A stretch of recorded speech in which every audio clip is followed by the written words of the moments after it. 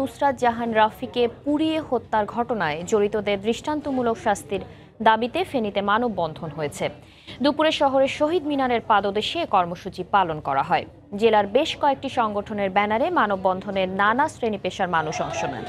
ঘণ্টাব্যাপী চলা মানববন্ধনে বক্তারা নুসরাত হত্যা মামলায় গ্রেফতারকৃতদের স্বল্প সময়ে সর্বোচ্চ শাস্তি নিশ্চিতের দাবি জানান।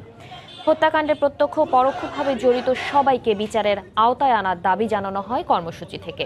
গত 6 এপ্রিল আলিম পরীক্ষার্থী নুসরাতের শরীরে কেরোসিন ঢেলে আগুন ধরিয়ে দেয় 4 জন মুখোশধারী। 10 এপ্রিল ঢাকা মেডিকেলে চিকিৎসাধীন অবস্থায় মারা যায় সে। আমাদের যে আনন্দ করার কথা ছিল আমরা সেটা আজকে করলাম না। তার আমরা এই আনন্দ সেই দিনই করব যেদিন নুসরাত হত্যার বিচার হবে, সঠিক বিচার হবে, নুসরাত হত্যার ফাঁসি হবে। এরকম হুজুর আমরা মাদ্রাসাতে চাই না। যেদিন নুসরাত হত্যার বিচার হবে সেদিন আমাদের আত্মায় শান্তি পাবে। এই দিনটা আমরা উৎসর্গ করেছি তার জন্য। আমরা চাই যে এই অপকর্মের সাথে জড়িত, যে এই হত্যাকাণ্ডের সাথে জড়িত সিরাজউদ্দৌলা সহ সকলকে যেন আমাদের দেশের আইন পর্যাপ্ত শাস্তি দেয়।